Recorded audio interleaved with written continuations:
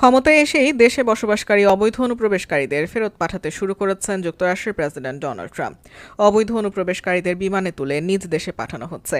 এমনই দুটি মার্কিন বিমানকে অবতরণ করতে দেয়নি কলম্বিয়া। এরপর দেশটির বিরুদ্ধে কড়া ব্যবস্থা নেওয়ার হুমকি দিয়েছিলেন ট্রাম্প।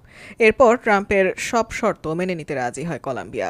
সোমবার ২৭ জানুয়ারি এক প্রতিবেদনে দেশটির সংবাদ মাধ্যম সিএনএন নিউজ এ তথ্য জানায়।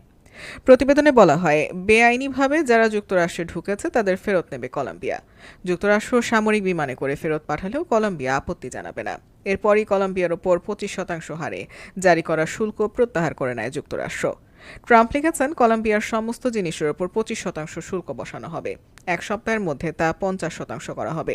কলম্বিয়ার নাগরিকদের যুক্তরাষ্ট্রে ঢুকতে দেয়া হবে না, সেই সাথে দেয়া হবে না ভিসা। পাল্টা ব্যবস্থা নেয় কলম্বিয়াও। ট্রাম্পের এই হুমকির পরেই সমস্ত মার্কিন জিনিসের ওপর ২৫% শুল্ক আরোপ করে কলম্বিয়ার প্রশাসন। কলম্বিয়ার প্রেসিডেন্ট গুস্তাভো হুমকি দিয়েছিলেন, মার্কিন জিনিসের ওপর ৫০% পর্যন্ত শুল্ক বসানো হবে। পরে অবশ্য তিনি ২৫% শুল্ক আরোপ করেন। খবর ডয়েচে ভেলের। এরপরই যুক্তরাষ্ট্র জানিয়ে দেয়, কলম্বিয়ার নাগরিকদের আপাতত আর মার্কিন ভিসা দেওয়া হবে না। বোগোটায় মার্কিন দূতাবাসকে স্পষ্ট নির্দেশ দেওয়া হয়।